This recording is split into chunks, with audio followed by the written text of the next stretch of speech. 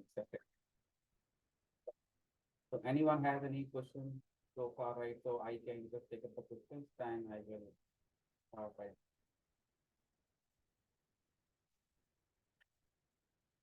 Anything is a command related anything, right? You have practice or you got the difficulty. You can share a screen also. You can show me your issue. Okay, like you can get the solution. Everybody installed first of all VirtualBox and Ubuntu is ready, right? Because that is the first thing. Because if you don't have that, then you have not installed Hadoop, you cannot test. Actually, I couldn't install because What's the so I'll be doing it today. yeah. See, it's a straightforward, right? See, I'm telling you, if you don't try it, anyone can try. Better is like you try and then you get difficulty Yeah, and yeah, it is very straightforward. Yes, yes. yeah, that's what I'm saying. Like troubleshoot your issue, right? And I believe I told if 10 minutes if you take it to complete the steps, so it is successful. If you are not able to do some issue you got, you cannot resolve in 2 3 hours. Because in Hadoop installation is every step is a sequence and you have to follow proper like a step by step. Yeah, so I'm sure like if anybody is going to do that, it will be definitely installed. Okay, Okay, so today actually I'll try to install anything. I will inform you. yeah, no problem. Like if anybody else help you need, like everybody other people have installed it, they can help. Okay, the same. Uh, like it's a first installation, right? We have to do approximate 20 installations we have to do. Okay, so you should bring the habit, right? Okay, I have to do myself and I have to troubleshoot if any issue comes, right? Finding the issues. And that abilities now will give you like learning as well as like in the real-time practical environment, right? Where you get your own personal issue, right? In the technical and things, right? You can easily resolve. Okay, fine. Let me start the further things because I don't like the. So first, I actually yesterday we started to the hdfs. Okay, so I will cover some basics, fundamentals also, so that you can understand the architecture because theory is equally important, right? We cannot say only if I know all the commands, it's good, right? If somebody's asked you what is Hadoop architecture, what is SDFS architecture, what are the core components, so you should name very confidently. You should know the names and you should know the functionality. So each and every thing is important. Okay, so not only practical is important because that is like helpful for you in the project, but at the time of interview you should have more critical, right? You can present very well and someone you can convince about your practical knowledge by giving the answers. Okay, so first just we go through the little bit big data fundamentals. Okay, so then I will jump to SDFS architecture, those things, and then we will do the map review. Okay. So in the big data fundamentals, like we know, right, there are the three types of V, four types of V's, like many people say. So what is the big data definition? So big data definition is that data is a very huge amount of data that cannot be handled by traditional tools. So the traditional tools are like SQL databases, file system. We cannot handle the data, right? So we need some framework or some platform, right, where we can handle. So Hadoop is one of the implementation too, right? And there are so many other, right? Not only Hadoop, there is a Netija is there. If you heard about Netija, so Netija is there, and Big Data InfoSphere is there. That is the IBM tool, Big Data InfoSphere. Okay. So there are so many tools are there, data stage, right? So many tools are there. Those are like data engineering, like big data analytics tools. So that can handle large amount of data. But why the Hadoop is like first of all, Hadoop is an open source. Okay, because Hadoop is an open source, so your development cost will be very greatly reduced, right? You are, but if you are using some vendor specific distribution, right? If I talk about cloud data distribution is there, okay, and there is some cloud distributions are there, like different cloud distributions.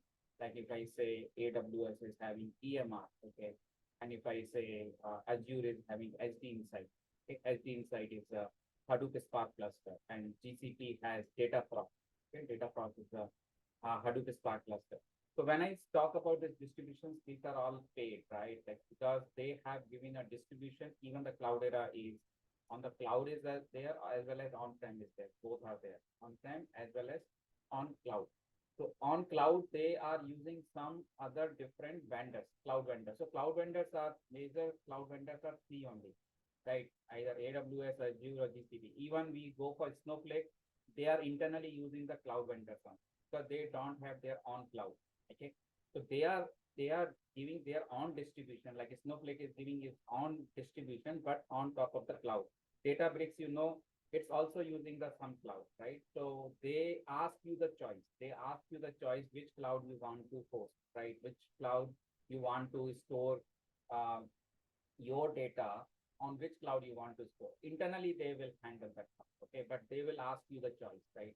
Okay, so on-prem is there as well as on cloud is there. So they will ask you the choice. So mostly people prefer AWS because in my company, AWS cloud distribution is there for cloud data. Okay. So these distributions, definitely they are giving us support. They are giving giving us support, right? And like technical support that we getting. Okay, so that is the reason it's chargeable. Okay, but when I talk about just vanilla Hadoop, so when we talk about vanilla, right? So vanilla is a pure like Hadoop, right? That we are getting from the like Apache Hadoop. That is Apache Hadoop. Okay. So this vanilla, right? So this we install manually on the Ubuntu or any Linux distribution we can do. Even Windows also we can install, right?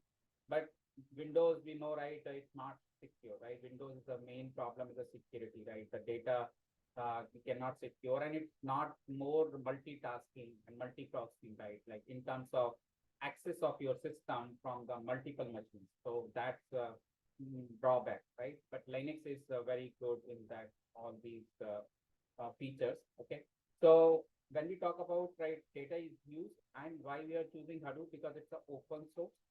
Hadoop is a open source. So there are some characteristics are there. Hadoop is a open source. It's a flexible. It can handle the data of all different types of data, right? Structured data, semi-structured, unstructured data, and it is dynamic and it is open source. It is inexpensive. So definitely, if it is open source, so definitely it is inexpensive, and it is flexible, right? It can handle any type of data. It is open source. So these are all reason. And one more, the biggest reason, the Informatica is the one more, like if I say, like can handle the large amount of data. But the problem with other tools is like your storage or computation are tightly coupled. So here, what is the issue? Your storage and computation is tightly coupled. Okay. So tightly coupled, like you cannot independently use any one of them. But Hadoop is giving like separate components. The storage is a separate component. The storage is separate, like HDFS, okay? And computation is your mapping. Computation is separate. So sometime if I say I want to use Hadoop only for storage, like Spark is processing engine and storage is HDFS, okay? So Hadoop is like can be used for any one of the purpose, right? Either storage or computation. Computation, you can use any purpose. You can use Hadoop. Okay. So Hadoop is the benefit of the Hadoop is getting like storage and computation. Computation is separate. Okay. When computation is separate, like any one of the component you can use separately, like MapReduce is separate. So nowadays MapReduce is not being used, but only a storage part Hadoop still is being used, right? So people are saying like Hadoop will be outdated, Hadoop is outdated. So Hadoop is not a one component, right? Hadoop is set of tools, right? Hadoop itself is a two core component. If I say Hadoop is divided in two components, one is HDFS, second one is a MapReduce. So MapReduce can be outdated, right? Because people are not writing the Java code. People are using the Hadoop file system only for storage. Because that file system, nobody can beat it, right? Because this file system is a 64 MB, 128 MB block size, so that is, it is faster to read the data. And if we compare the Unix or Linux or Windows file system, that cannot be compared, right? Because the storage part is unbeatable, right? Okay. So when I say Hadoop, Hadoop is two core components, and then we go further in the Hadoop, then again two more component comes in the HDFS. One is name node, another one is a data node. So this is a terminology, right? This is not to mug up, or this is just a terminology. If you just understand, and then you can easily speak on that. Okay.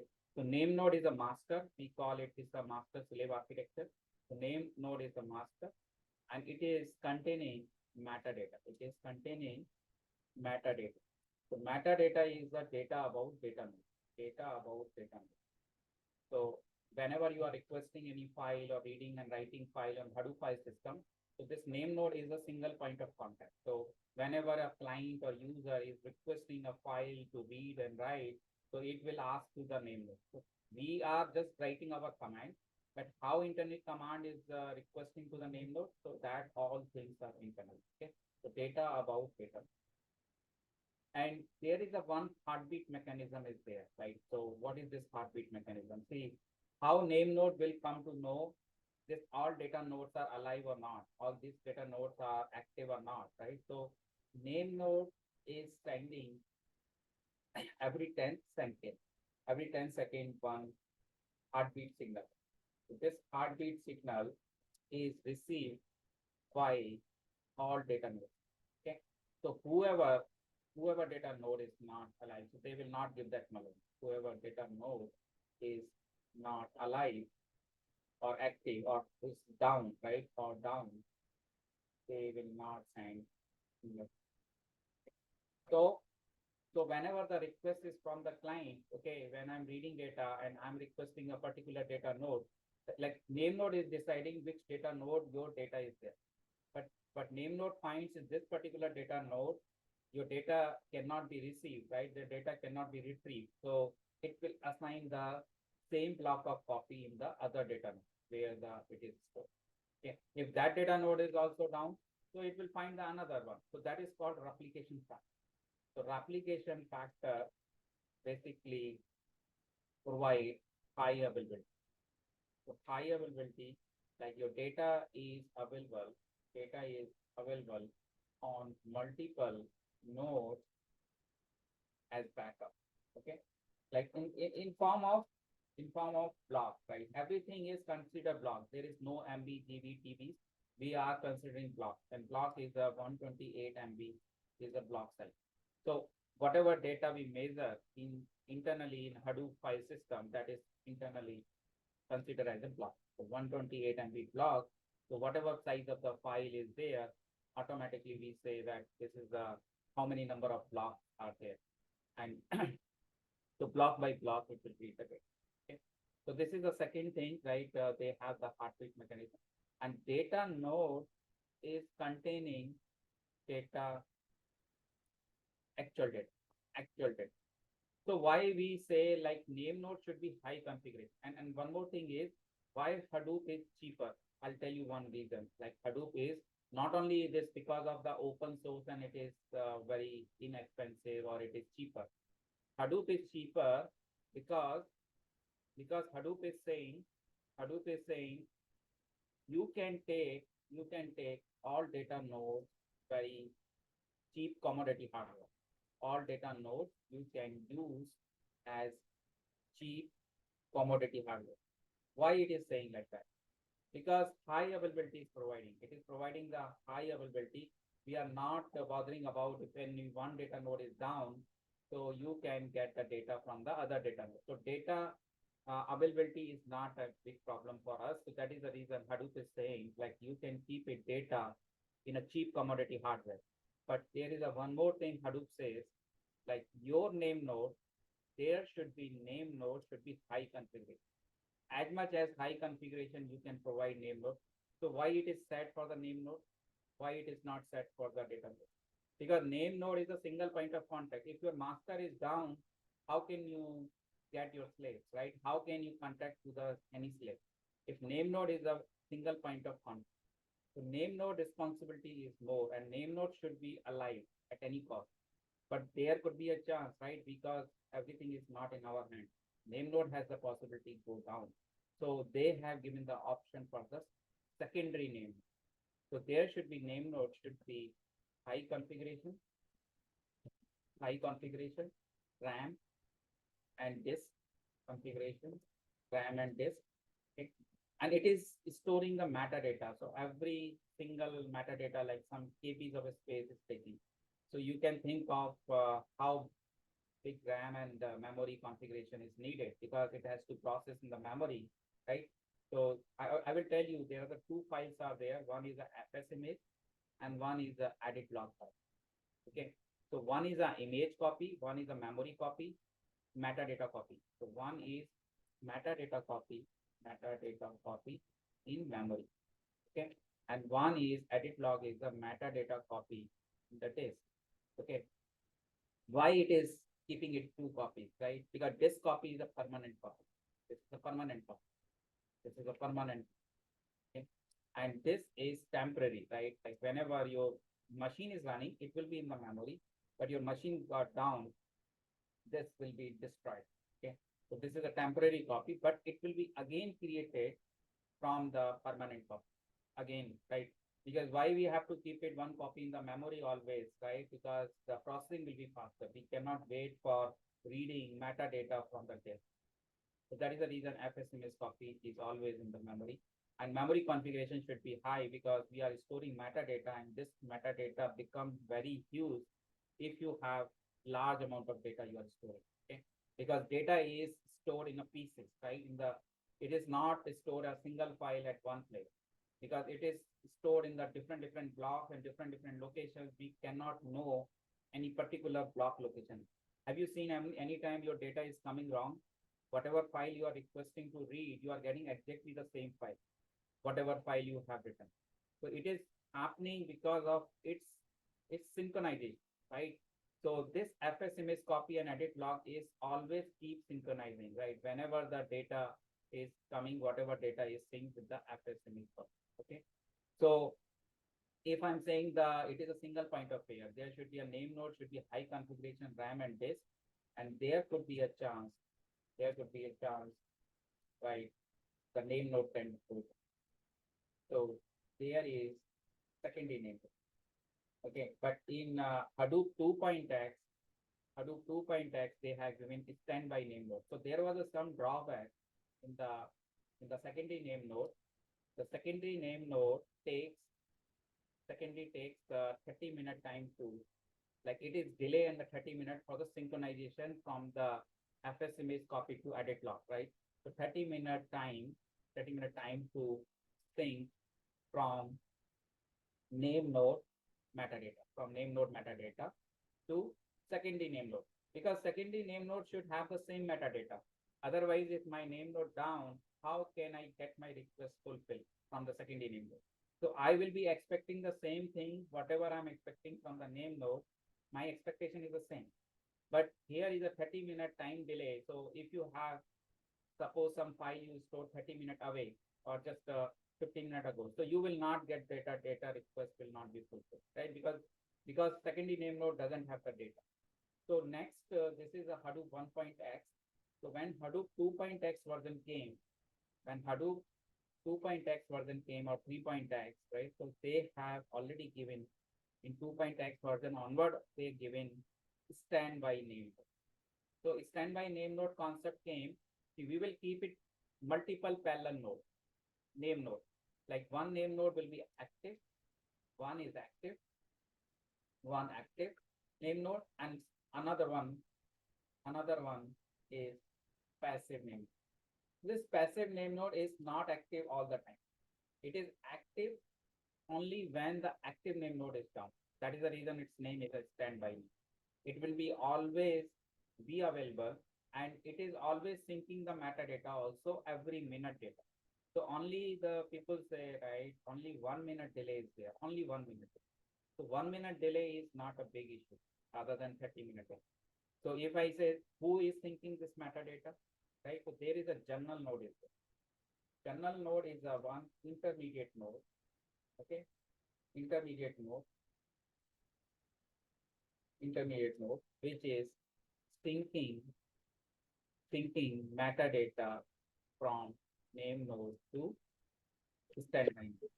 Okay. So this all concept which I am saying about standby name node, this is Hadoop 2.x concept. It's a yarn, right? Basically, yarn is providing the high availability. Yet another issue. So when you are understanding more in deeper, right? So you can see the yarn architecture. You will see. So yarn architecture, like what the changes came in Hadoop 1.x to 2.x for the high availability. So this is the was major change. This was a major change, right? They were having an issue with the secondary name node for high availability. So that they have overcome by the standby name. And one more change happened in the Hadoop 2.x and 1.x. See, 2.x and 3.x, there is the not major change, but 1.x to 2.x is the big revolution, right? Basically, in terms of, like if I say this high availability thing, and second thing is in the 1.x, this job tracker, task tracker, you know, right? Two services you've seen, resource manager, node manager. This resource manager, node manager in Hadoop 1.x named is job tracker and task tracker. So job tracker is the master of task tracker who is performing the task, who is allocating the task. And task tracker is like a slave who is working the task on the data node. So the terminology was there. Name node is instructing to the job tracker, and job tracker is instructing to the task tracker, and task tracker is working on the data node. So every data node has one task tracker. But in Hadoop 2.x, everything is name node is same at on place. There is no change in the name node. But job tracker, they change it to resource manager. Because job tracker was doing only just the responsibility of allocating tasks and monitoring of the task tracker. Because there could be a chance like task tracker get down. So again, for high availability purpose, here is also heartbeat mechanism. So job tracker is doing its own heartbeat signal with task tracker, and name node is doing with the data node. Okay, so both are syncing from the it's slave, right? So if anything goes wrong and down, so they can take it. But in Hadoop 2.x and 3.x, the job tracker is changed to the resource manager, and task tracker is changed to node manager. Now you see, whenever you start Hadoop, you see resource manager and node manager. So resource manager is not only allocating the task, now it has more responsibility. Now it is managing the resources, queues, everything. Okay. So in Hadoop 2.x and 3. Architecture, resource manager is doing multiple tasks. It's a multitasking. Okay. And every node manager is on data node. Okay. I will explain the Hadoop 2.x architecture. Okay. This 2.x architecture for processing architecture. Processing architecture, right? When we talk about whenever resource manager is getting a task, okay, so it is assigning to the application manager. And application manager is assigning to the node manager. Okay. So there is in between the resource manager and node manager, application manager is there. So application manager work is to find the appropriate node manager, right? And node manager has one application master. Okay. And this application master is identifying the resources to allocate to the node manager. So every node manager has one application master. An application master has the responsibility to allocate resources. Like resources could be anything like CPU resource, memory resource, okay, CPU, memory, disk. These are the top resources. Like generally we want to allocate any task. So these are the 3 resources we allocate. Okay, so CPU, memory, disk, and these are called in Hadoop 2.x architecture, it is called containers. So these containers will be allocated by the application master to the node manager. So particular node manager, suppose one particular task is needed only very less resources. So who will be doing this identification? Like this particular task is done by this node manager, how much resources is needed?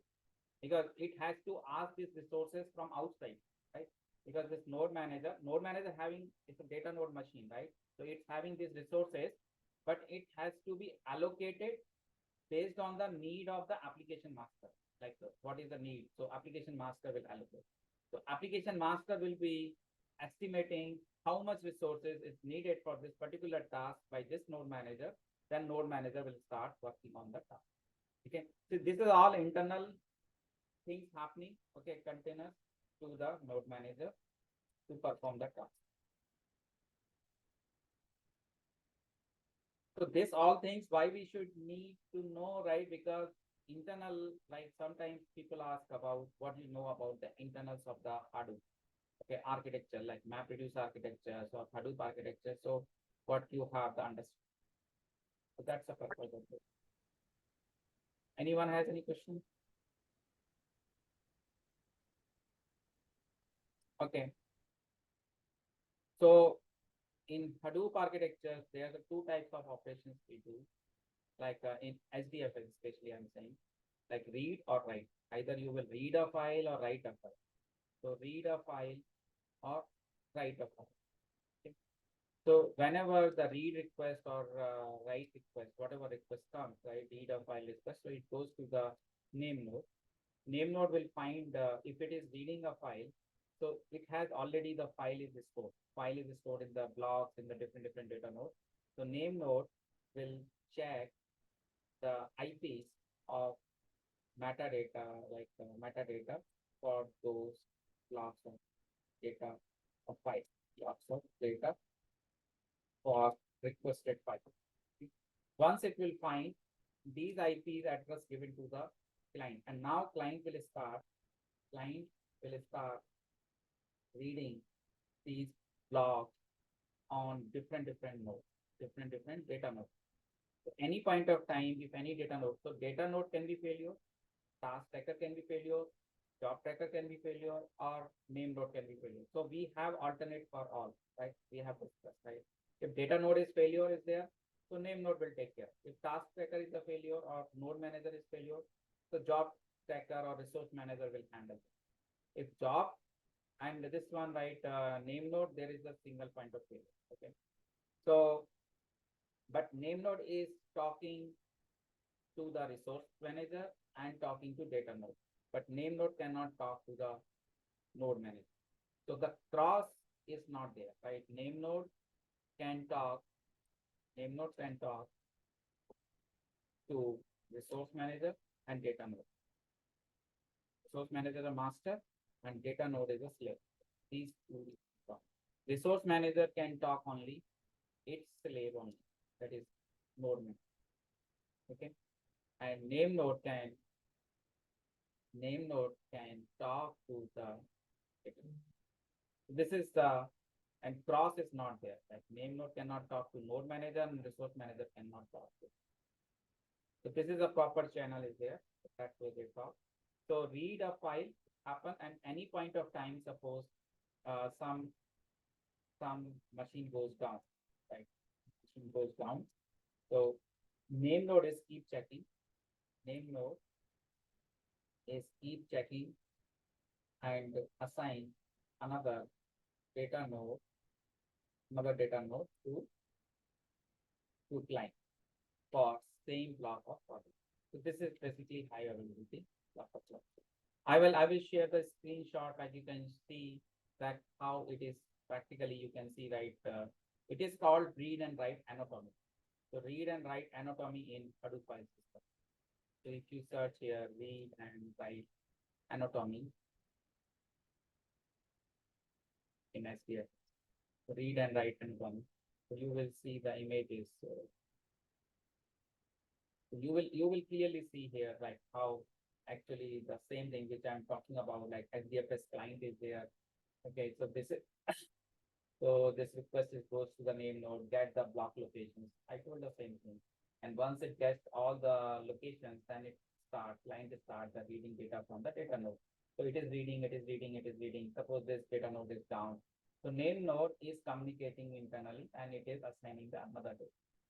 So this is read. If I say, so write, so write is also but only difference is read is having the existing block, but write is finding the new block.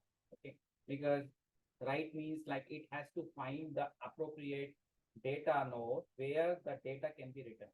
So who is providing those data node IPs? The name node will provide. So name node is keep checking like where is the less number of data there, and then it can provide, because it is keep checking, right, whether the like balancing of the data nodes having the blocks, right? So if sometimes what happens, your number of blocks are unevenly distribution is there, right? Because you have one data node have 1,000 blocks, and but this one is having only 2 blocks. So there is a balancer command is there in the Hadoop admin. So Hadoop admin guy run our balancer command. It takes 30-minute time to balance all the data node, okay, and update their metadata copy in the name node. And once the metadata copy is updated in the name node, again, anyone read the file and then he will get the appropriate data. Okay. So that kind of things is done by the balancer. Okay, so next is like this is like we are talking about the hdfs. So yesterday we saying like hdfs command we seen why this command is important for us, because in day-to-day like work activities, right, we are dealing with the Hadoop file system. We are writing file, we are copying file, we are reading file, we are removing file. So a lot of operations we have to do. But sometimes we say like we need to do some programmatic operations, right? I talked about yesterday, like why we need Java. So something which is not possible through the command line, right? Something is possible, but it would be time-taking thing. Suppose I ask you the 100 directory to create. So you will be creating one by one directory, or you use either shell script. So shell script can provide automation, okay? But I want to say like you don't need to use shell script, some other programmatic way you use. So either you will use Python or Java or any programming language. You can connect to your Hadoop file system, and programmatically you access your Hadoop file system and do the things, whatever you can do the command. Okay. So this programmatic approach, you are saying like HDFS Java IP, because Hadoop file system is written in Java. So you are accessing through your Java program to their Java method. Okay. And these Java methods are doing in the backend in Hadoop file system. They are doing all the activity. Okay. Okay, let's see this. I will give you, I will show you. So I have already code. I will show you that how to create a Maven project. Somebody doesn't know. Okay, because people who are not aware of the Java packaging, so they can understand how to create a Java Maven project. So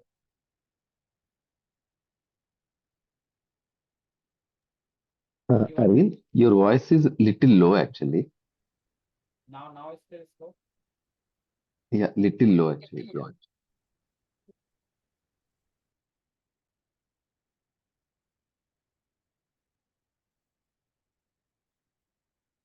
It's loud on this end. Yeah, it's not fine.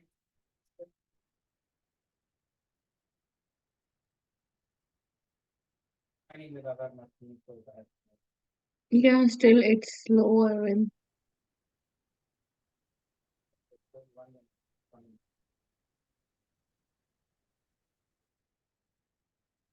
System is not restarted, so that is the reason the voice is coming. I think it's okay now.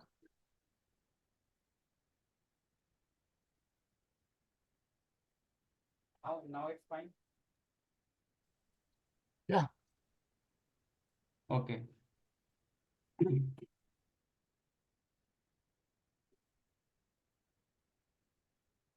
What is Hadoop?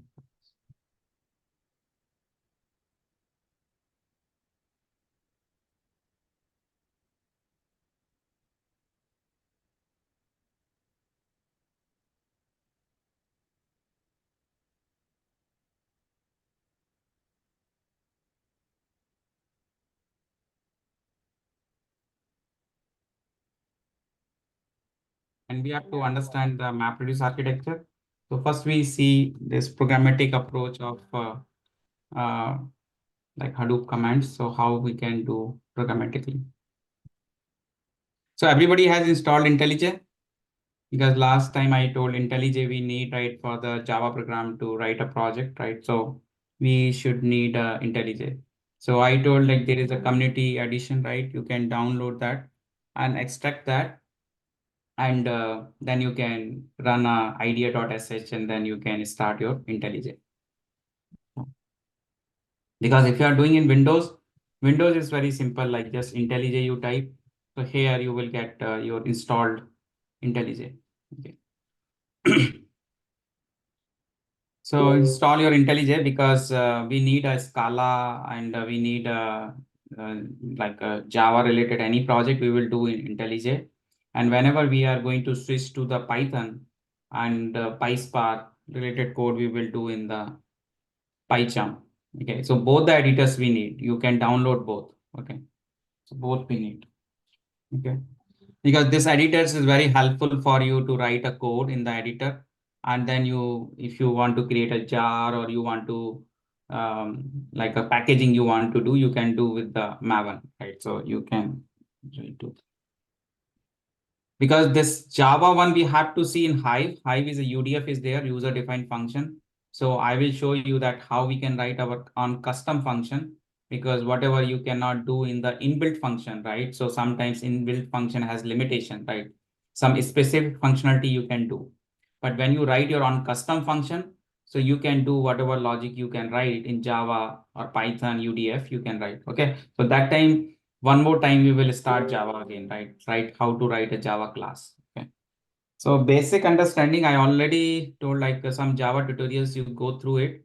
And sometimes some interviews are for specifically data engineering with Java experience. Okay. They have mandatory Java, okay, knowledge experience. Okay. So if you know the basic fundamentals like OOPS concept, core programming of Java, functions, loop, and collections, exception handling, file handling. So that is our advantage. Okay.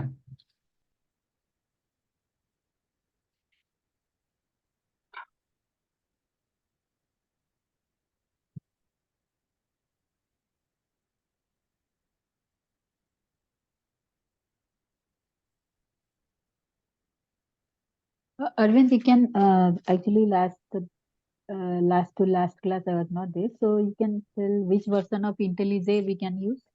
Which version? IntelliJ, like see, latest to latest, you can take it 2022, 2023, whatever you can get it from the net, right? So 2023 is available also. If you search here, IntelliJ Community Edition, right?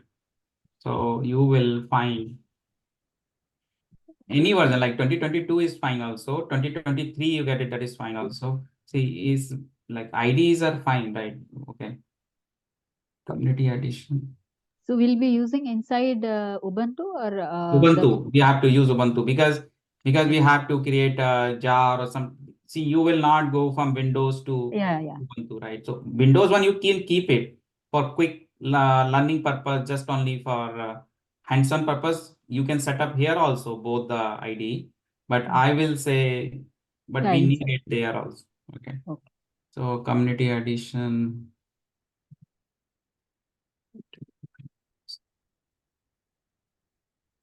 Actually, here it is, other version. See, 2023 is available. You can get it, but 2024 you will not get it because it's just started. So 2023 is there. So Linux version you can take. If you want to Windows one, you can go for Windows. Like there is a x64 exe. So when you install it, it will come like this. Like it is already there in my local, right? This is mine is there. So same thing like when you see here. Okay, so you can check here. So it is coming. Okay.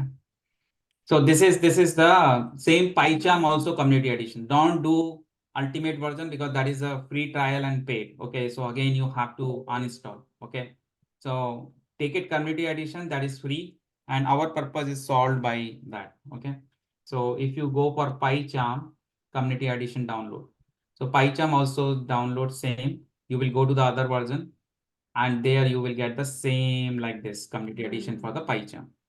Okay, so here is again multiple versions are there, Mac OS, Windows, okay, and Linux. So you have to use this Linux start file to download it, and in the there is a I will show you to start, how to start. So it is like some idea.sh file is there. Okay. And for PyCharm is a pycharm.sh. So in bin folder, you will get that sh file and you have to start that sh file. Okay. Okay, that will start your IntelliJ and PyCharm. Okay, because IntelliJ is by default for the Scala and Java, right? Just you have to add a plugin of Scala, but PyCharm is only for Python, right? So PyCharm is a Python based application you can write in PyCharm. What happened to this?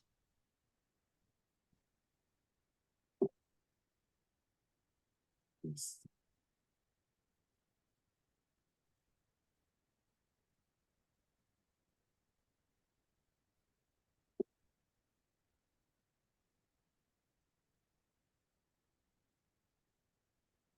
Okay.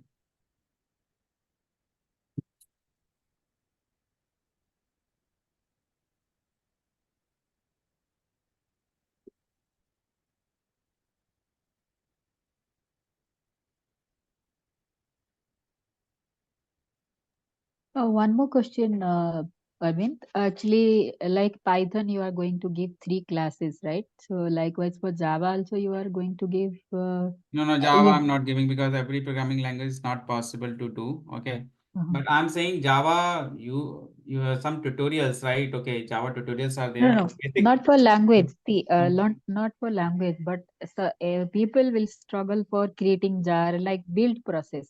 This one I'm telling in the Java MapReduce I will cover, right? MapReduce is I will show everything. Okay, still we have to learn MapReduce. Okay, so Okay. MapReduce is completely Java. So Uh-huh. you will learn Java itself is there, but I'm not saying exactly like loop, function, variable, like that Java will take 1 month. Okay, Yeah. right? Because we don't need that much Java. If you want to understand MapReduce program, I will show you, I will make you understand like how to write a code, okay, then how to run a jar, Maven project. That's the reason I'm teaching MapReduce. Okay. Yeah. The purpose of So the MapReduce is to learn basic fundamentals of Java, not entire Java, because Java itself is a Java, Spring Boot is there, Hibernate, REST API, so many things. We are not going for the Java positions, right? We are going for data yes, engineering. Right. yeah, only minimal like the build process, Yes. troubleshooting. That MapReduce we will see. Okay, after this HDFS. Okay. Okay. So that I'm going to tell now in IntelliJ, right? So why I told like IntelliJ, just we have to install and then how to create a project from the scratch, a Java project, and how to create a jar, how to access a jar, right? Java minus jar command. So those I will show. Okay. Even MapReduce is no use, right? But still we have to learn just understanding the fundamentals of the MapReduce, right? Because MapReduce is a very common framework. Any component you do, Hive you do, Scoop you do, HBase you do, everywhere is a MapReduce in the backend. Okay. So if you understand MapReduce code, then you can understand what actual thing is happening behind the scene. Okay. So you can know. Okay. PyCharm for what? Would it be same procedure for PyCharm? Like you mean to say like starting the PyCharm editor?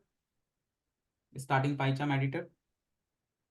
Yeah, same IntelliJ, but only thing is there is a pycharm.sh file is there in the bin folder, and IntelliJ has the idea.sh. So just only the bin folder has a different shell script. Just we need to start it. Process is same. Process same. Okay. Okay, so first of all, I go my software. I have already my idea.sh. Okay, so just go to your IntelliJ idea.sh. I have yesterday showed you, right, like download it and extract it and go to the bin directory. Here you start the terminal and /idea.sh. Just you, and instead of in PyCharm, it will be a pycharm.sh. That's the only difference. You have to start like this only, and then you will get here one editor will come. Okay, the editor will launch, and this editor will be, you can write a program. Okay. So in Windows and Linux, this is a little different, right? How to launch the IntelliJ. Okay. So here is not a exe concept, right? Okay. So once this IntelliJ comes, then I will show you how to write a Java program like hadoop command. So these are my already No, PyCharm doesn't come with the Hadoop, right? PyCharm doesn't come with the Hadoop. PyCharm is like a JetBrains, right? JetBrains community edition, right? So it's basically a open source tool. Like Eclipse, this is the open source. So these are the editors like VS Code. This is from Microsoft, right? Okay, so these are open source tool for writing a program like editors, right? So it is not coming with Hadoop. Okay, so these are the like a Java programs kind of things I have already created, right? Okay, so we can create a new project. Okay, so new project, we click on the new project. Like first time you will get it project like this. Suppose I want to create my new project. I say my HDFS Java API project. So I just give the some name HDFS. Okay, Java application. Okay, and JDK, already the JDK is there in my Ubuntu, right? So it's taking a JDK. And what is the archetype? When you are learning the Maven, right? So Maven is a build tool, right? Maven is a build tool for compiling your code, right? So Java has also compiler, right? Java C compiler, right? But this Maven is not only compiling, it is creating a jar, packaging, everything it does, okay? So like whole project to compile, right? Everything is done by like Maven. So here is a Java is used. So Java is a mandatory for IntelliJ, right? We need a Maven for Java. So here archetype. So archetype we will choose here quick start. Okay, once it's done. So there are the different archetypes categories are there. Archetype is the like a type of project you want to create. Suppose my project is a J2E type project. So J2E is option is there. My another one is a J2E simple project or J2E like a different categories plugins are there. So like I want to go for quick start. I will select this quick start. This is a simple core Java project. Simple core Java project. I'm creating a core Java project. So I will choose this quick start archetype. And this is a Maven archetype type project. Okay, because you can create so many other different types of their Kotlin is there, Android is there, but we are not taking care of that. So when you click on the create, it will create a new project. I like new brand project. It will create for you. There will be the SRC package will be there, and one will be the Maven POM. Okay, Maven POM.xml. So we understand what is the POM.xml. POM.xml is one centralized XML file where we define the dependencies, right? Where we define the third-party libraries dependency. Because when you are writing any Java application, so Java is providing only JDK.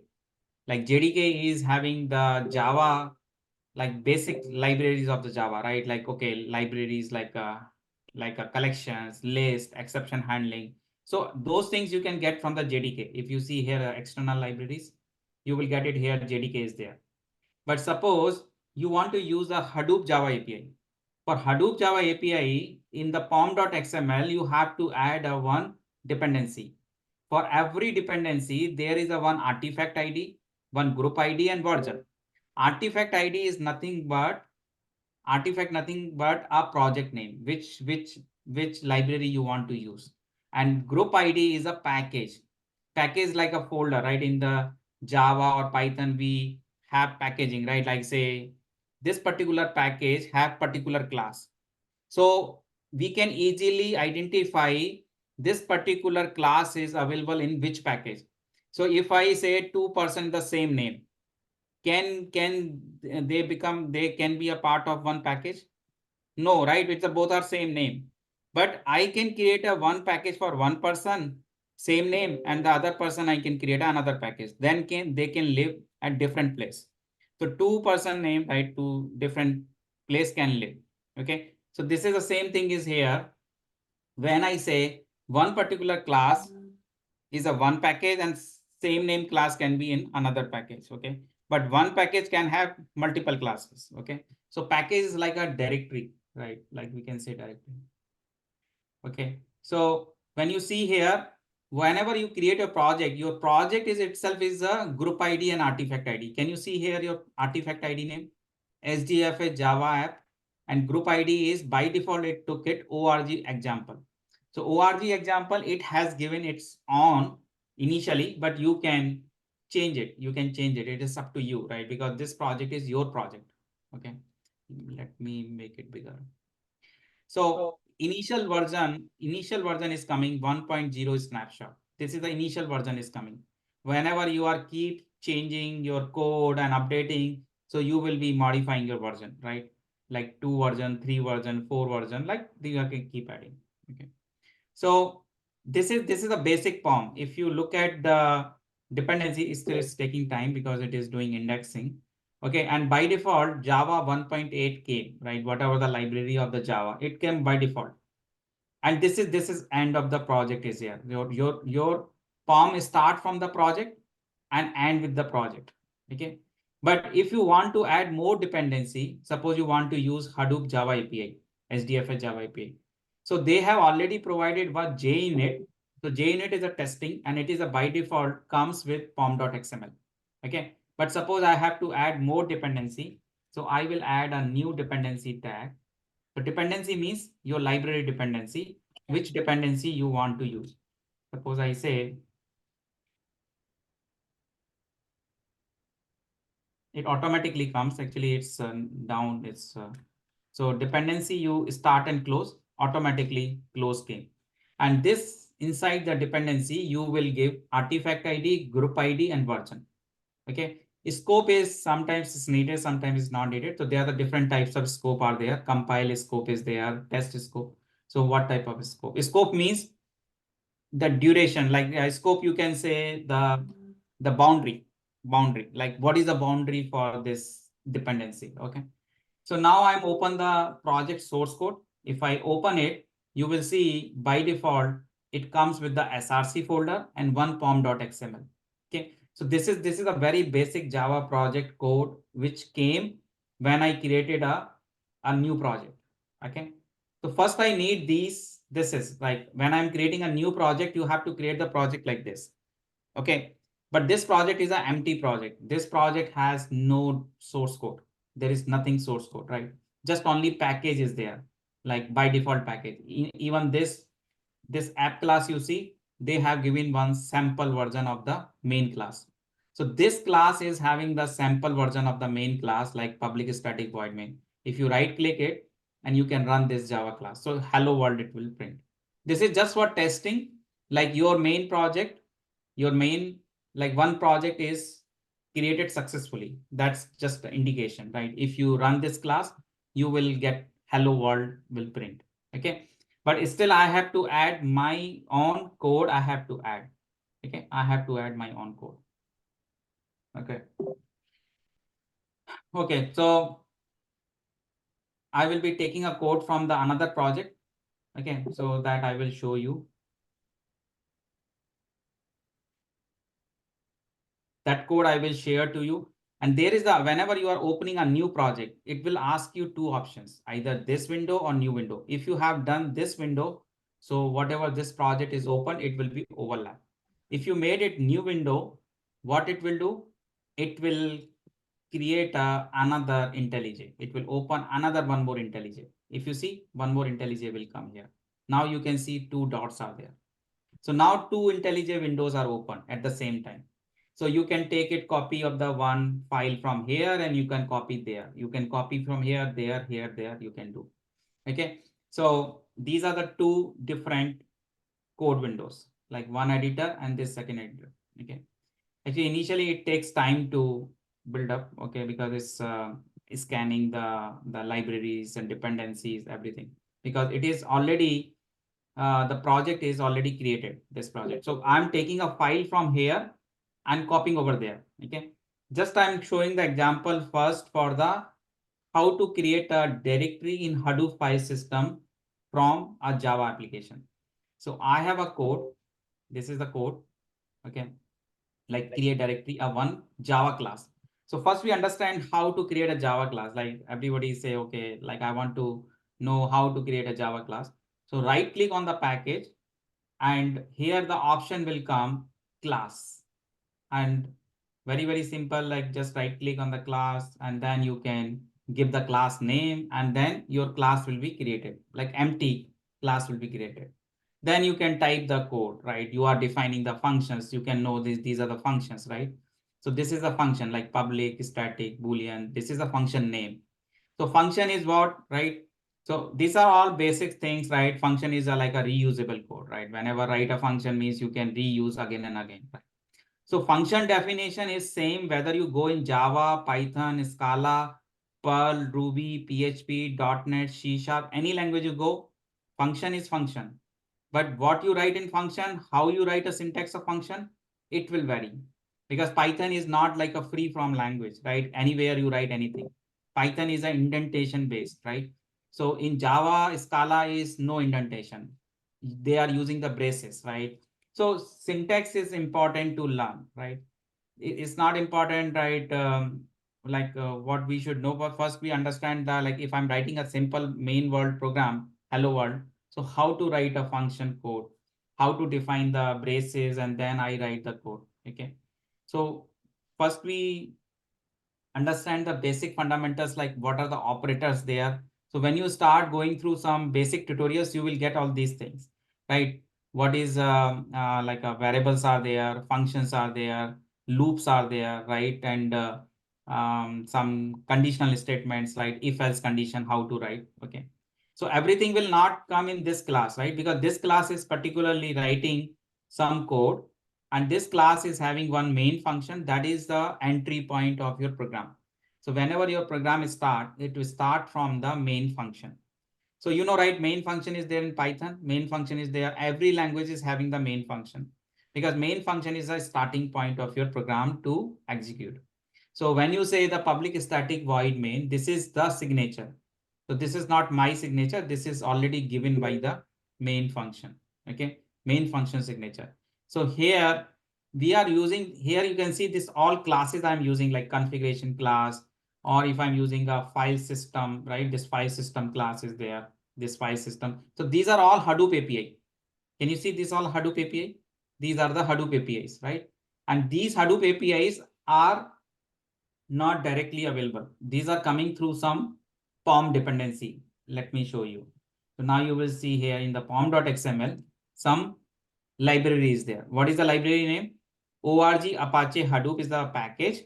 Okay, group ID, and artifact ID name is a Hadoop client. So Hadoop client I'm using, and this is already there in our new one. Okay, so I will copy this. I will copy this dependency. If I want to use in my new project, I will copy the same thing in their pom.xml. So that is the reason we should have both the project. Okay. So we should know, right, what to copy, how to copy, or where to copy. So I have to go to the pom.xml. In the pom.xml. So I created this dependency. I will be override on this because dependency tag is already there. But make sure it should be within dependency, because dependencies are having dependency. So as many as dependency you want to define, you can define within dependency stack, start and end dependency stack. So now it will be pulling out dependency from the Google. There is a Maven repo is there, centralized Maven repository. Okay. And from there, the dependency is downloaded. But my case, it is not downloading. Why? It is already downloaded before, right? Because I'm using this dependency in multiple projects, right? But in your case, you will see here, it will be start downloading at the time once you copy here. Okay, it will immediately start downloading because your case is will be first time. Okay, see, it is showing already the location of M2 repository location. This M2 is a hidden file, hidden directory, where it is showing. This M2 is a hidden directory, and there is showing the this location of this one. Okay. So once this dependency is downloaded, like it is a M2 repository, and it will create a same package. Whatever package I'm saying here, org, Apache, Hadoop, Hadoop client, and then 2.7.3 is a version. And inside that, the complete jar is there. The jar will be on this location in 2.73.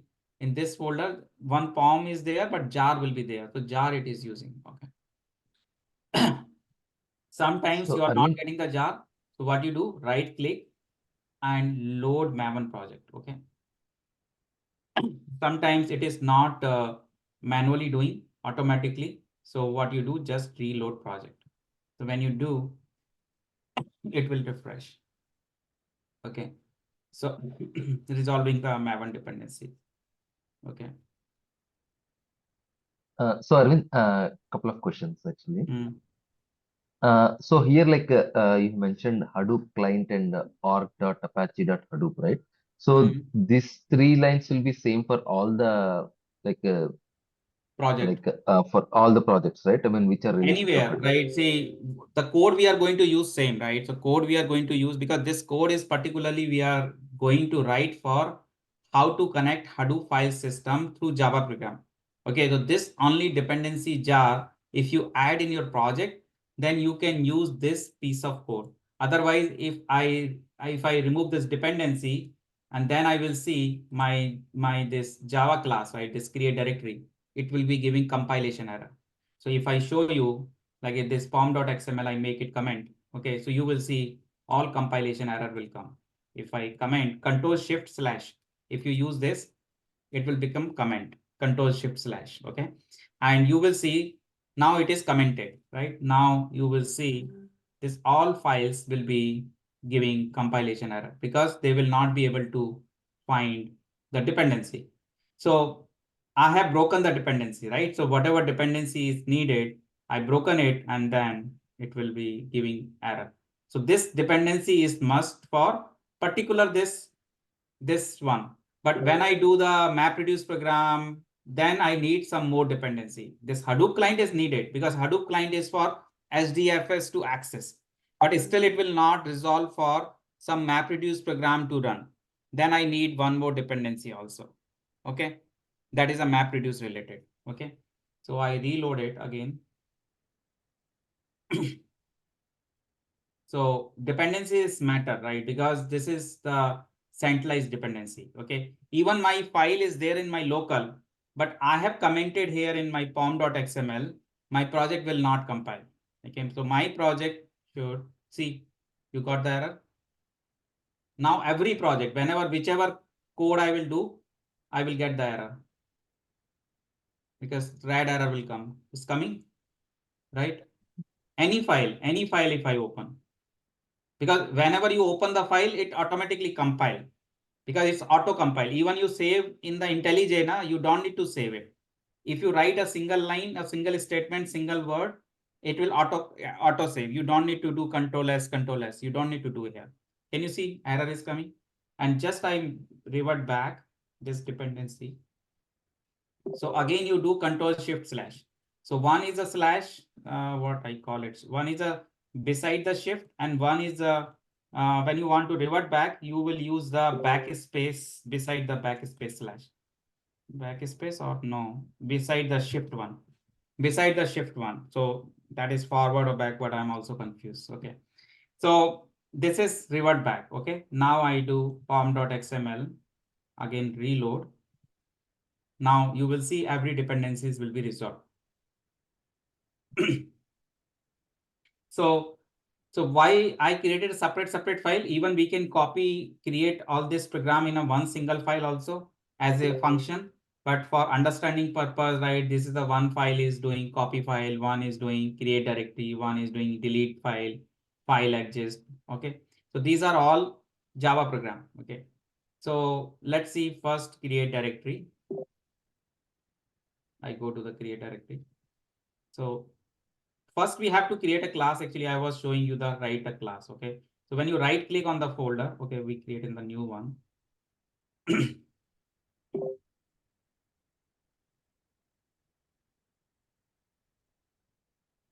And command line also you can compile. Maven tool, if you have externally, so you can right click and ambient clean install command is there. So that also you can do. So you have here option Maven, but you can do through command line also.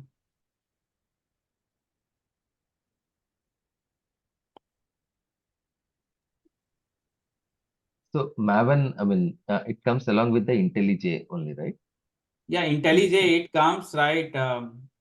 But if I want to externally use, right, command line, I want to compile, then I need Maven to install my on Maven install. Okay, like you want to do command line, but here if you want to do, so here in the edit configuration option, you get the like now error is resolved. So when you right click here and when you click here, this is the edit configuration on the top. Okay, it's getting slow. So here is the Maven configuration is there. So whatever you can do, this is through editor you are doing. Okay.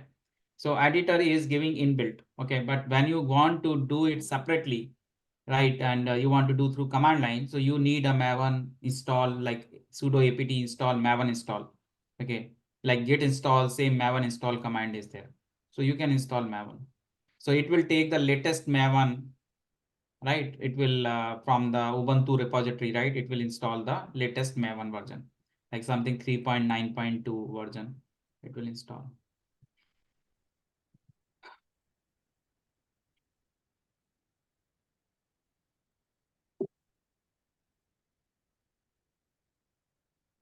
It is becoming slow because of the more resources.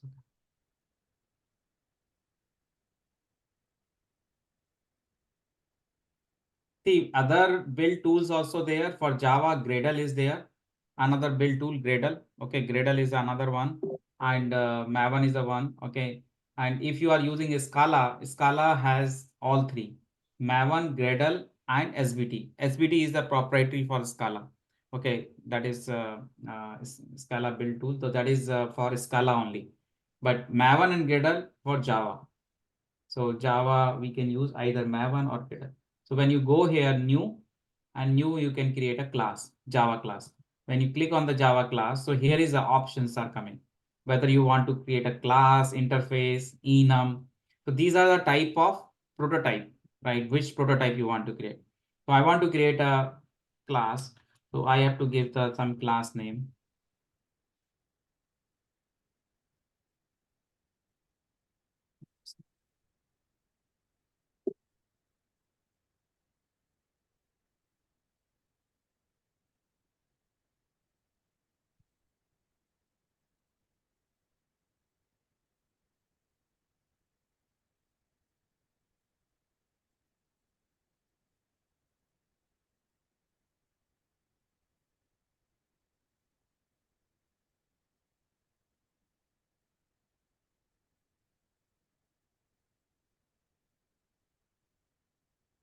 I restarted because it is not aligned to type in.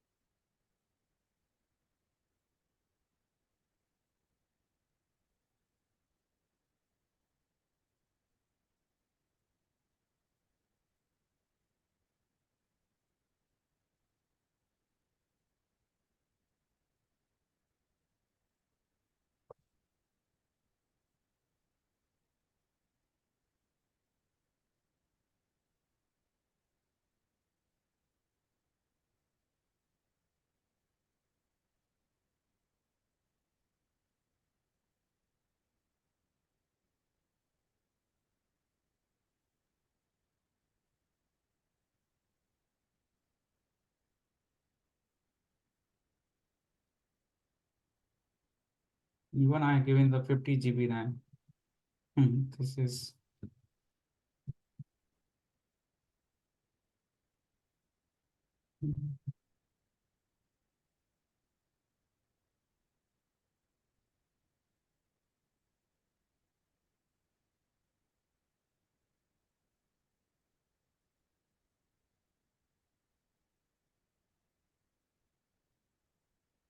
Visual Studio. You can't use it, right? Visual Studio editor purpose is fine, but if you say like you want to run a compile and create a jar, but it will not be that much flexible. Okay. Okay, so Visual Studio, just go for opening the project and navigating the files. That is fine. Just you want to understand the whole project code. That is fine. But as a like a whole project as a editor, like you can create a jar and those things. The full flexibility, I don't know, but it will give or not. But it is mostly used as a just text code editor, right? You can writing code and you can navigating code. That is fine. That you can do. Okay, in Visual Studio. But IntelliJ or PyCharm is dedicatedly, right, for the Java, like you can do Java library dependencies related, any type of project you can create, you can do.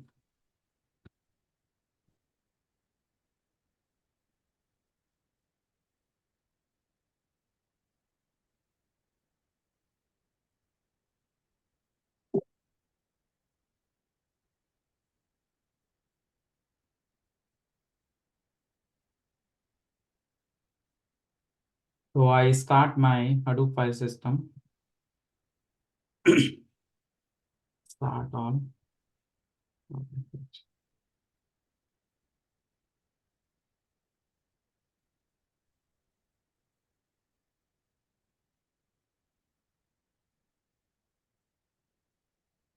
Okay, I'm doing only in one editor only, okay, because two editors getting hang.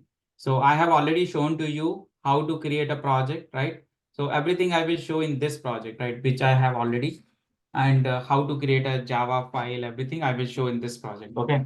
So first you understood, right, how to create a project, right, and how to add the POM dependency, okay? And the next thing comes, that is writing the code, okay? And for writing code, we have to create a classes, okay? Like we have to create a Java class. So every Java class has one main function, right? So we seen that like without main function, we cannot start any program, because these are all independent files, independent Java program, which has the main function, like one for the create directory, one for the copy file, one for the creating file in Hadoop file system, one for deleting a file in the some location. Okay, so in this particular code, I have written a one my function, create directory function. And this function is taking one path where you want to create a directory, and one I'm passing the configuration object. This configuration object is having the configuration detail. Like this configuration detail is like Hadoop file system is a 9000 port is running. And this 127.0.0.0.1 is a local host, because my Hadoop is running my locally. Suppose your Hadoop is not running locally. Your Hadoop is running on some other IP. So if it is running on some IP or some other machine, you can give the IP of that machine. Okay. So if it is within a network, it will definitely connect, and then it will get the data, or it will write the data. So this configuration object I'm passing in my create directory function. If you see down here, so I'm calling next is a create dir function. So create dir function is like I'm creating here 5 directories. I'm saying there is a workshop 1.2 directory. Inside this workshop 1.2 directory, I want to create a 5 new directory with the name starting with the new dir. So new dir underscore, it will create a 1, 2, 3, 4, 5, like that. It will create a 5 directory. Why I'm doing I+1 here? Because I index is a 0. So I want to make it first directory is a new dir1, new dir2, like that. So I'm doing. When this function is returning true, it means it's successful. If the directory is not created, it will be going to the fail. Okay. Sometimes this application is not able to connect the Hadoop file system. Suppose you have not started your Hadoop file system and you are trying to run this program. What will happen in that case?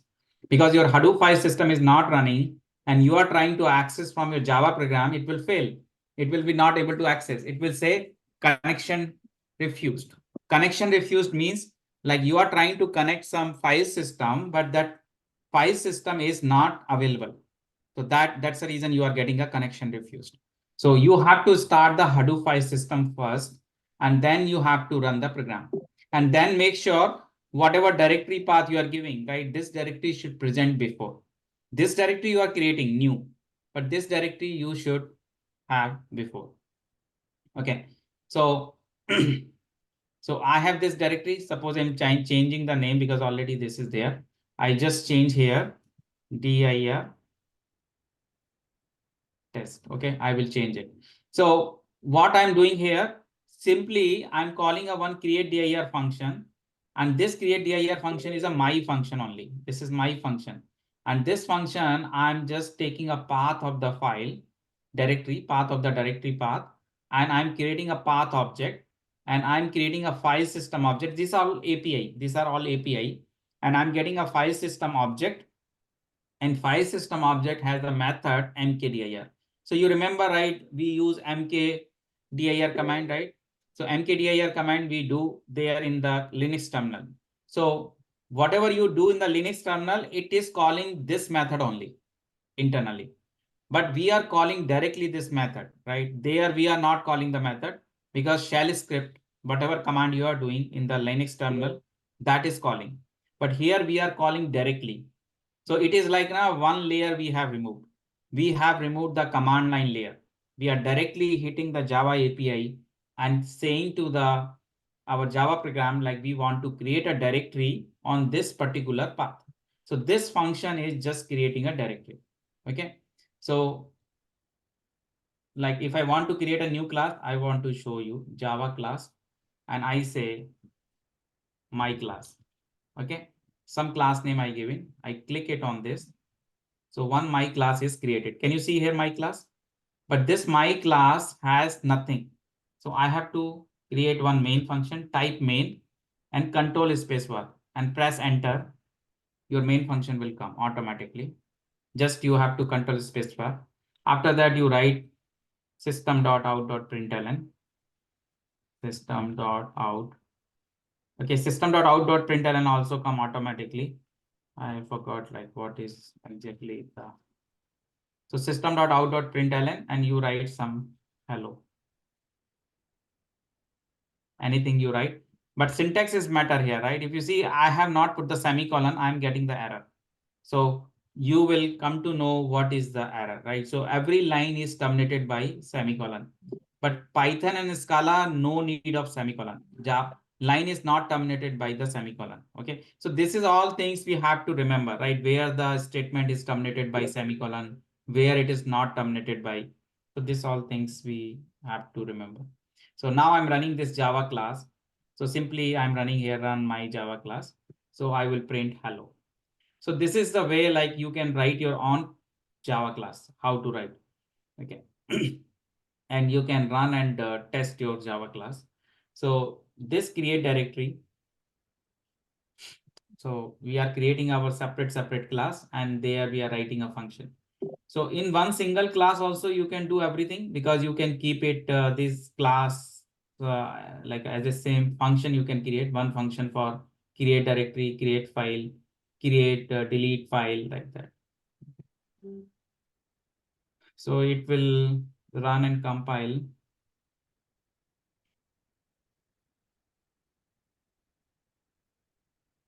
Okay, so hello is printed. So if I go here, create directory.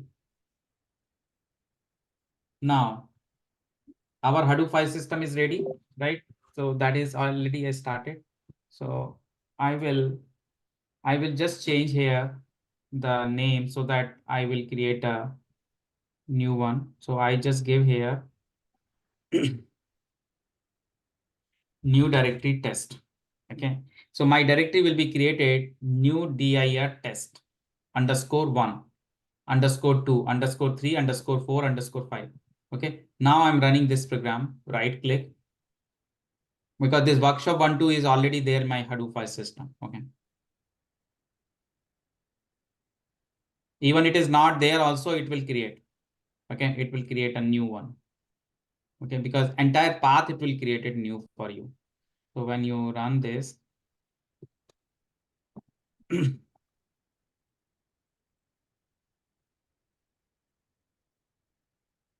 so this is a reusable program. These programs are reusable. You can use for any. Right now, I'm making it hard coded here. Can you take as a parameter to the program? Like I can take the program parameter. Okay, in which directory you want to. So on the fly, you can give. Okay. So see, 5 times you got success, success, success, success. So how many directories are created? 5 directories are created. So let's see in our Hadoop file system, Hadoop fs minus ls slash workshop 12. So this is my directory name, workshop 12. Let's see inside this. Oh, here so many are there. So new directory test 12. When it is created 11/29. Just now it's created, right? I created before, it was already there. And what is who is the user? Like I'm running with my username, right? So I'm the user. Okay. So it's the same thing is created. It's created, all the directories are created. If you want to remove this directory, so you have to use, so file system object we need, and this file system object has different methods. Whatever method you want to use, you can use. Like file system, this file system object name I given, but what type of object? That is a file system class object. This object you can keep it any name. You can keep it your name also. Okay. So this is a just variable name. So variable name, object name, you can keep it anything. But what type of object? This is a class type of object. Okay. So file system dot, you can see, you can check whether this particular path exists or not exists. You can check. If you want to check replication, like for this particular path, you want to set a replication, you can create a replication. List status, you can check how many files are there in this particular path. Okay, whatever directory path you are giving. mkdir, you can create a directory. List status, like you can get the list of files you want to get. Access, append something you want to append, right? Their copy from local file, you know, right? How to copy a file, right? So this is a copy from local file method. So these are the same method what we use from the terminal to call. Delete, right? I want to delete something, I can delete. Okay. So this particular program is just creating a directory. Okay, let's see another program. Now you can understand each and every program quickly, right? Suppose create a file. I want to create a file in a one particular path. So I say in this particular path, new 12, I want to create the file like this. So I just create another new file 131, and just method I'm creating create file. If I go inside this function, so I have created some content, or this content you can give dynamically also. So that up to you, right? How to pass the parameter to the Java program. So Java program parameter, you can give it like this, right? You have a edit configuration, and edit configuration, you go here you will get program argument. So this program argument, what are the parameter? You know, args you are passing args argument. So this args value you can take it from here. Okay. Suppose I say I'm giving a one parameter value, name is a test. Okay. How to read a parameter value from here? Suppose sometimes you want to give the dynamic parameter name. So dynamic parameters, you can pass it from the command line argument. Okay. So command line argument is not new. Even Python program, Java program, any program, you need to pass the command line argument. So command line argument is like, suppose you have passed the parameter, and this parameter you want to print in your program. How to take it the value? So you know args 0 is there. So when you print the args 0 value, like here is the not args 0, it is the argb. They have given the name argb. So if I want to print argb 0, 1, so I can get system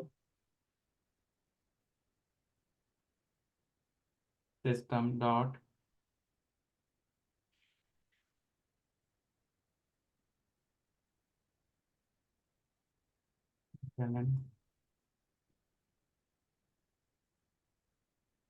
just I type it in the parameter value, just anything, just I can see what is the value is coming, and then I say argb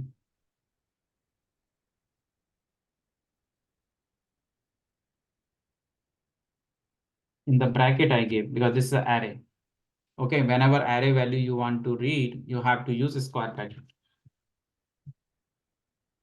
So now I want to create a file with this name. Okay. And the content of the file will be this content, hello Hadoop world.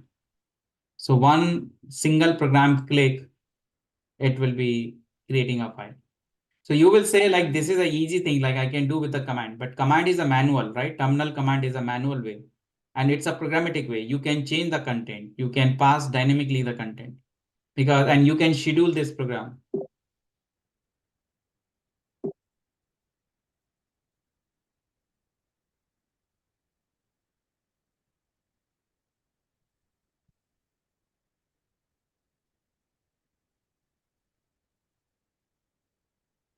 Where I set it, that parameter.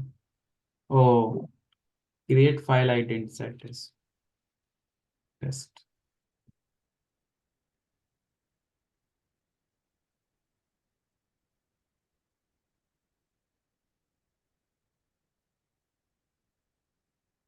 So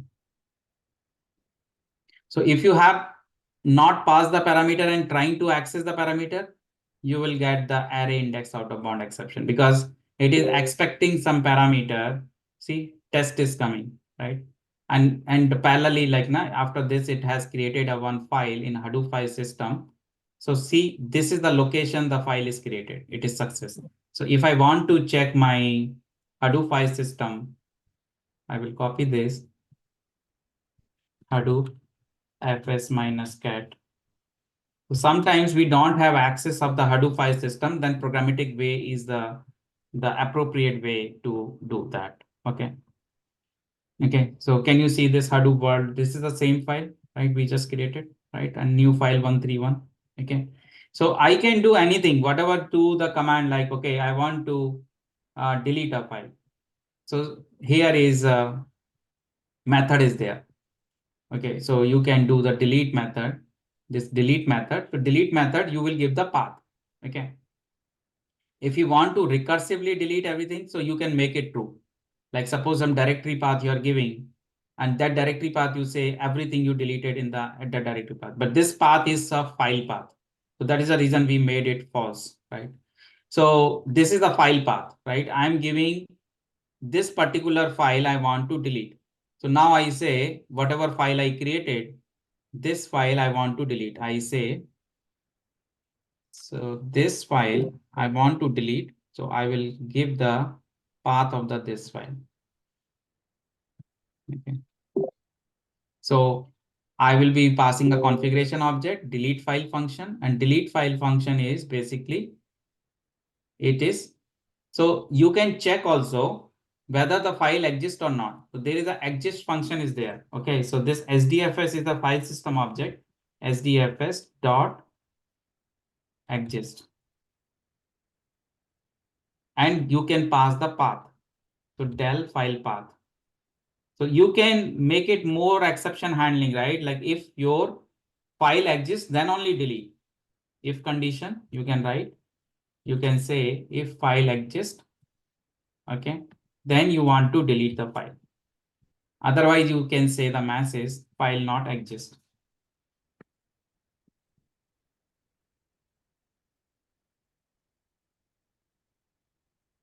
Else you print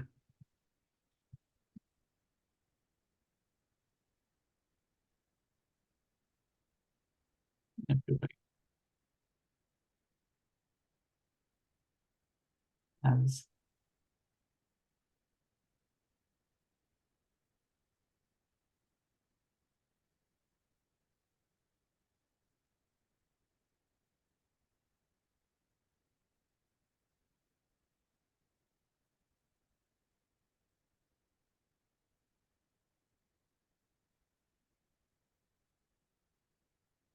Not exist.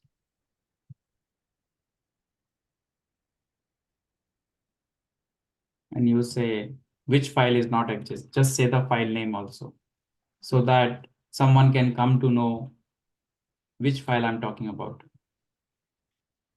So I'm saying this particular file is not exist. When I run this, first we try wrong file name. I gave 132. So this file is not there, 132. Okay. And I'm running this program now. So it's a logic, right? What logic you want to write, like C, C++ and Java, Python, right? So it's a logic, right? So file not exist. I'm getting the message, file not exist and got failed. Now I'm saying my file is exist. So this particular file I want to delete. You can do that.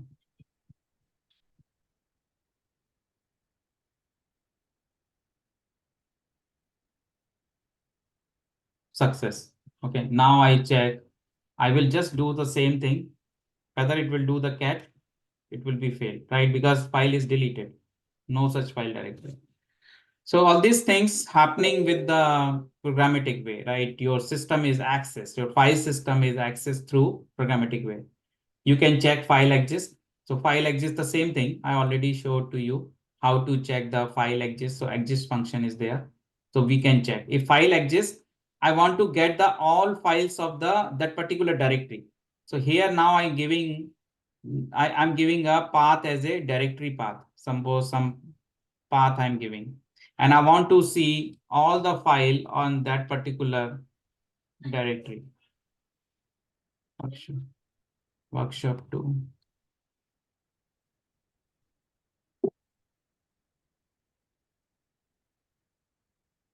If this path exists,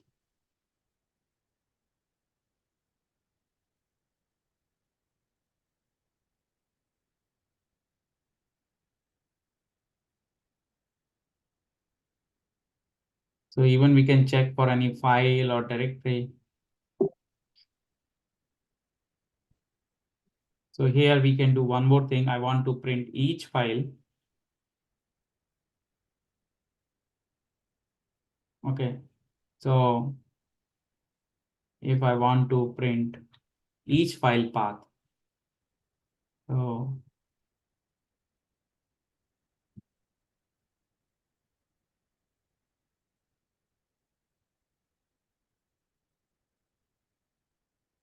I think this is the program.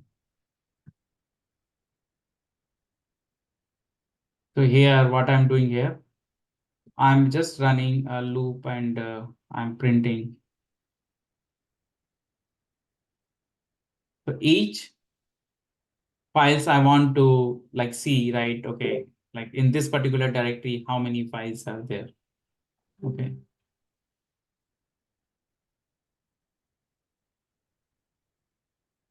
So all information we can access. Okay, this is possible. Like all information we can access through the file system. So we can get the information about the file system.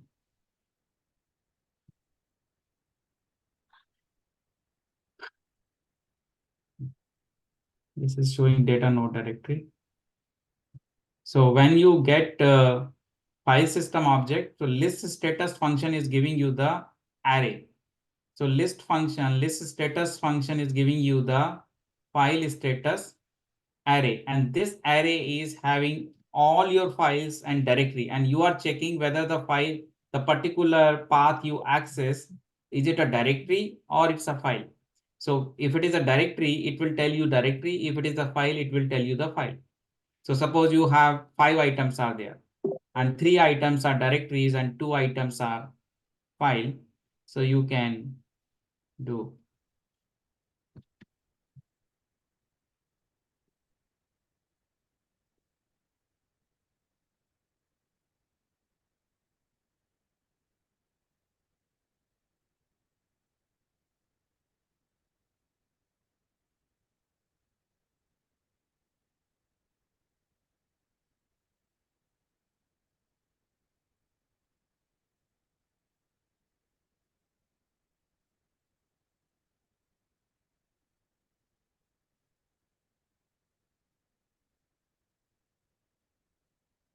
We have to check we have passed any parameter, because we have array index of bond, like line number 43, this error is coming.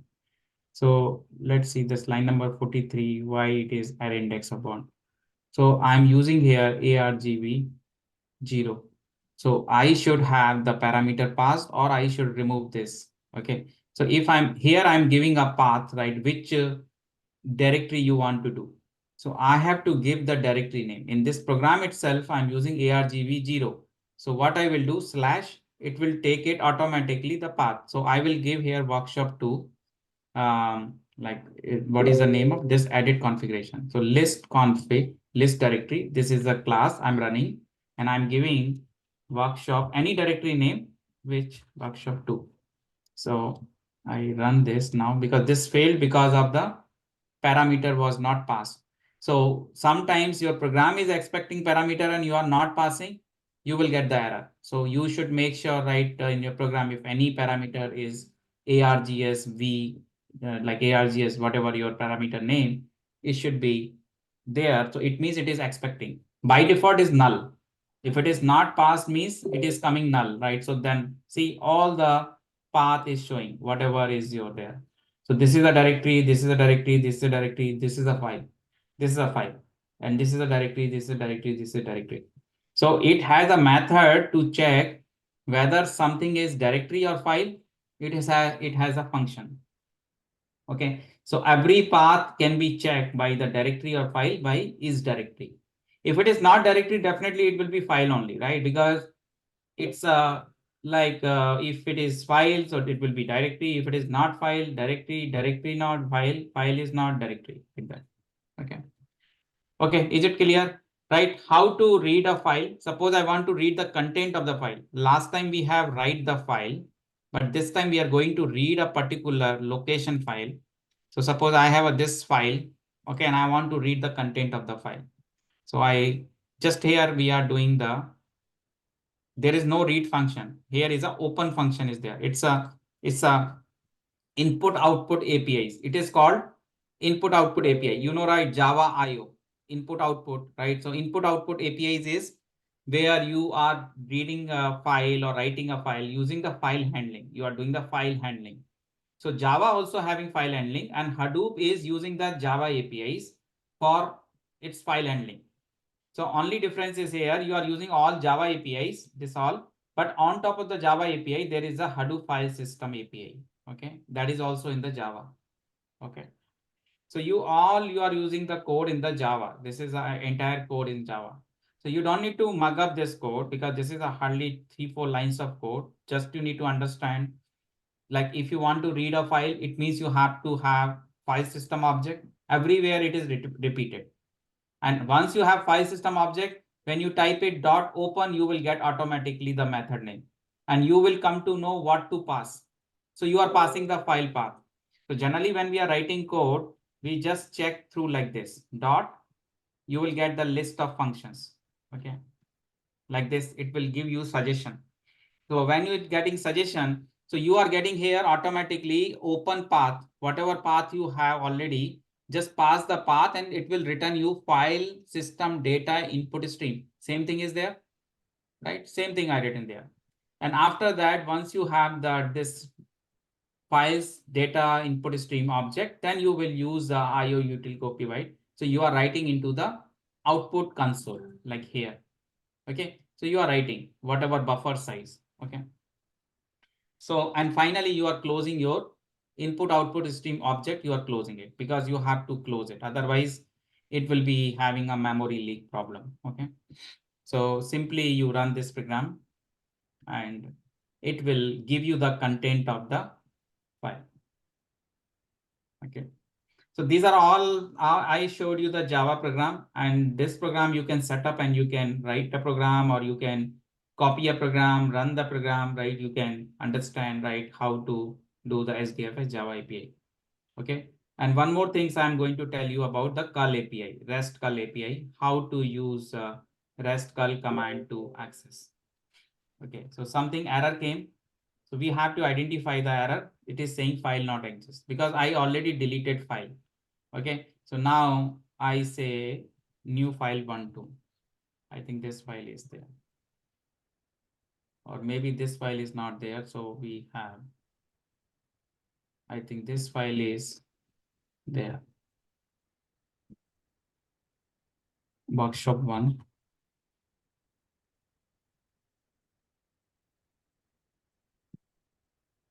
Read file.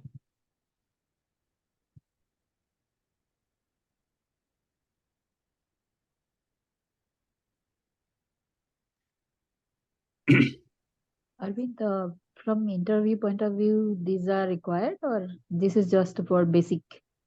Code purpose, like the learning purpose, right? Okay. Okay. But if you have knowledge of the APIs, right, you can write a program, like some automation things you have to do. So that will be easy. Okay, this also not there. But such things don't come in interview, right?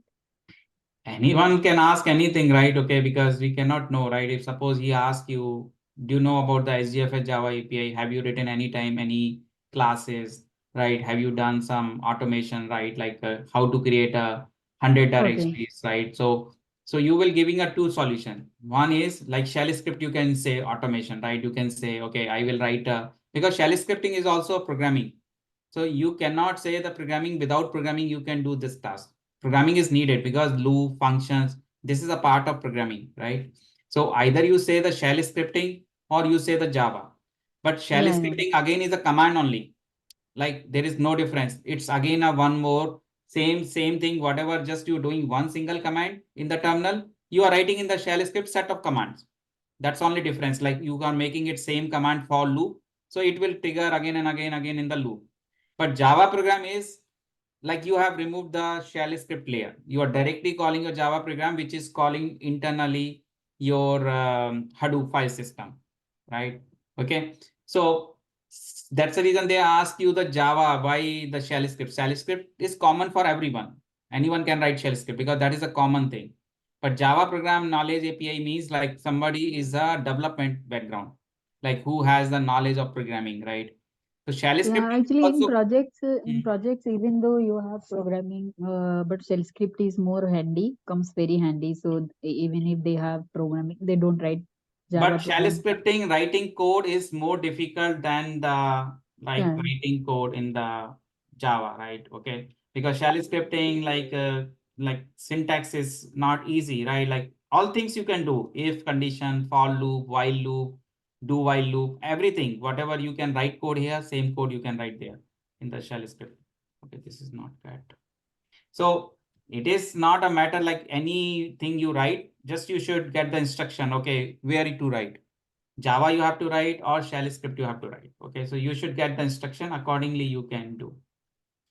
Okay, so but knowledge purpose is definitely needed, right? So I can skip this, but I thought, okay, No. you It's can, fine. yeah. Fine. So okay. I just wanted like if this comes, so we will be, giving more practice. Yeah, so interface knowledge is very important, right? Like, okay, Java program, how it looks like, how we have the classes, functions, like sometimes they ask basic Java oriented programming concept, right? Oops concept. So if you know programming fundamentals, right, then only you can, it's common for Python or Java or PHP everywhere. The oops is oops, right? So if I say polymorphism is same everywhere. Inheritance is the same everywhere, right? So they first want to know whether you know the concept or not. If you don't know the concept, then it's no matter, right? Whatever programming knowledge you know. Okay. So understanding concept is important first. Okay. One more thing, Arvind. So as we are running, IntelliJ and Hadoop on the same server, so we haven't given any, and with the same user, we're not given any username, right? So if you are running from any other machine, then will it change? I mean, along with the URL, we need to It give will some be connection to. depend, right? Like if you have what is the directory you are going to write. So what is the permission? So here is a user permission allowed. If you see read, write, access, like user level. If you see write level is not there for group. Second, third, three permissions are group, right? This is first three user. These second three is for group, and these last three is user, other user. So suppose you are other user. So here is no write access, right? So first you make it here the permission right, then only the other user can write. Okay. So why I'm allowed here? Because already I'm the user and here I'm the owner also. I'm the owner also, right? And the user also given full right, RWX, right? So you have to enable like -R, you can give the permission chmod we seen yesterday, right? After that you can allow, right? You can write. Okay. See, Java program remotely you can write from anywhere. It's nothing is problem, right? That's the purpose of the program, right? You can access even the IPs. Here you can give some different IP, because here is my Hadoop is my local. That is the reason I'm showing to you. But in the real time, when you are using a edge node and you have a Hadoop file system somewhere else, right? So you will give that IP, okay, that IP. Even the RESTCall command also you use for the remote IPs only. Okay, mostly the purpose of the REST is remote, right? Otherwise, if Hadoop is in my local, just for testing purpose, I can show to you here RESTCall command, but it is no use, right? Because local I can use the terminal command. But if I don't have the option to show you, right? I don't have the separate machine, right? I can show you the demo for that. But even if I'm showing you the local RESTCall command, so that is the same thing will apply for remote, just only change the IP. So this IP, this is the local IP. Okay, this is a default local, right? If you change this IP, anywhere you can access. Okay. So now I created a one file. I'm just this file I will be going to read workshop12 and test.txt. So workshop12 / test.txt. Okay, now I'm going to read this file.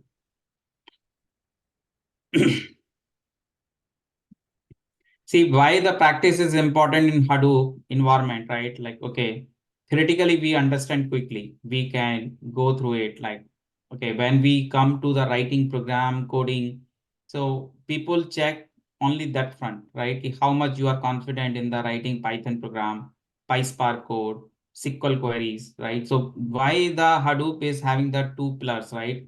This SQL and Python. So SQL Python, if somebody is strong, he can do anything in the data. See, learning tool is a one-day thing. If you hold 24 hours sit, I'm saying like everything you can do in a one day. Okay, like that is not difficult. But if your SQL Python is not there, nothing will be useful, right? All you can learn, but practically you can't hands-on. But practically hands-on you want to become, you have a background, you will need a base, right? So Python SQL always keep revising your concept you will be doing. So learning tool is not a big deal. Like learning tool is very easy. Okay, so you can see here this content I'm able to see, right? The hello I have written. Okay, so now I'm going to show you how to use the curl command. So yesterday I have installed the curl package, right? I show you how to use curl. Actually, I have another batch at 12 o'clock. Okay, so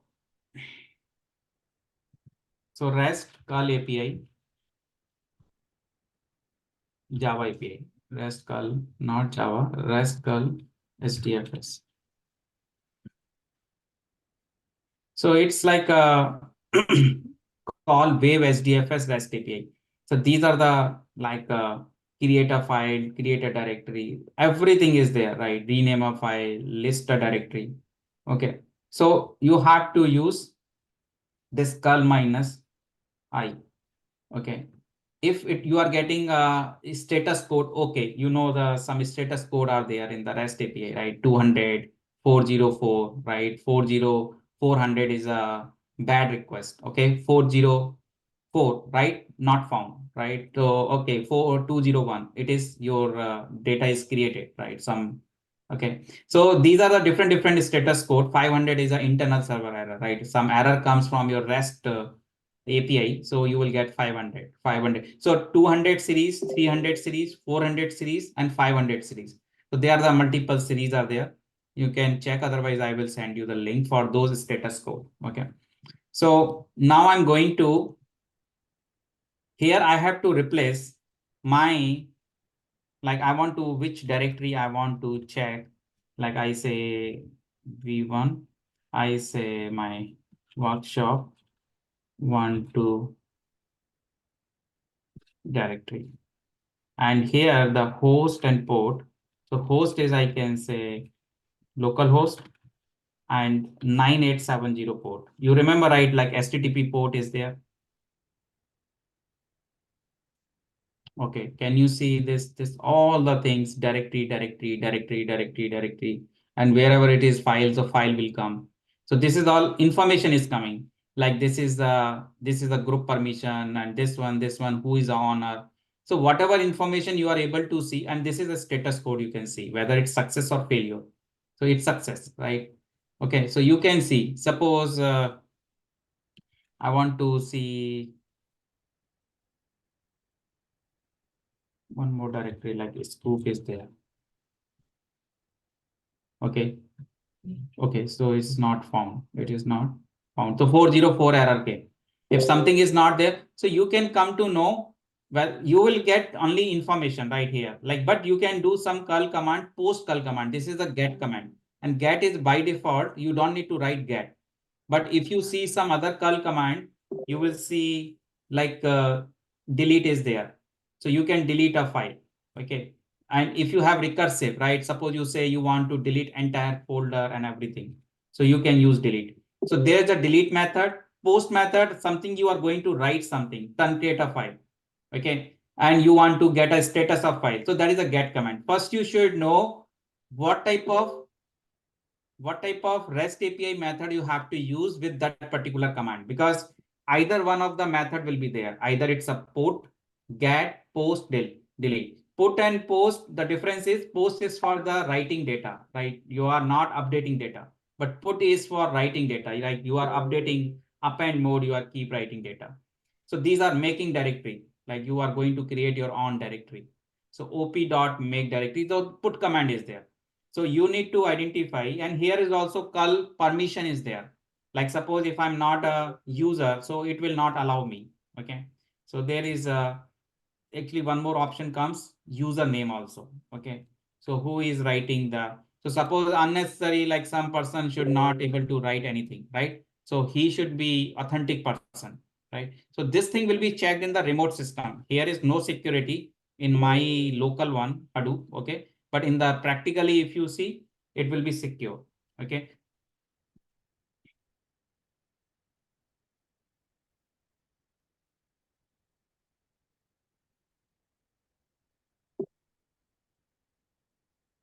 Okay. So I have a document I have created, so you can test this rascal command. So very easy rascal command, nothing to install, nothing to configure. Only you have to install your curl. Okay. Once you configure your curl in your Ubuntu, after that you can run your curl command. You can run your curl. Okay. So 3 ways you try: command line, terminal. Second one is a programmatic way, Java API. And third one is a REST curl command.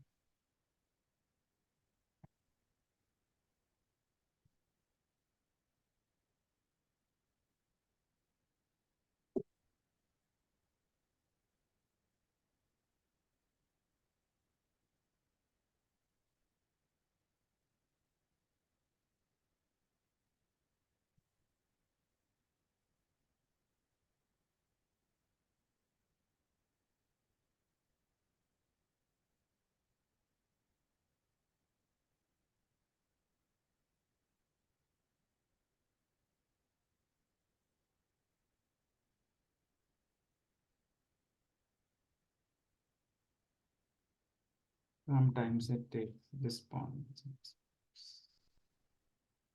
Okay, let me give you the commands. Okay, all this one, and I will upload it this video also. But do hands-on, right? Because I'm saying without practice, you will not get the more clarity. Okay. Okay. Okay. Any question anyone has, ask me. Okay. But do installation first, and tomorrow night, I think Tuesday morning, India, Tuesday morning will be the next session. Okay. In the morning time. Okay. Next session will be morning. Okay. Not on Monday.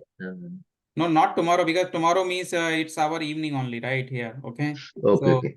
so it will become same day, right? Okay.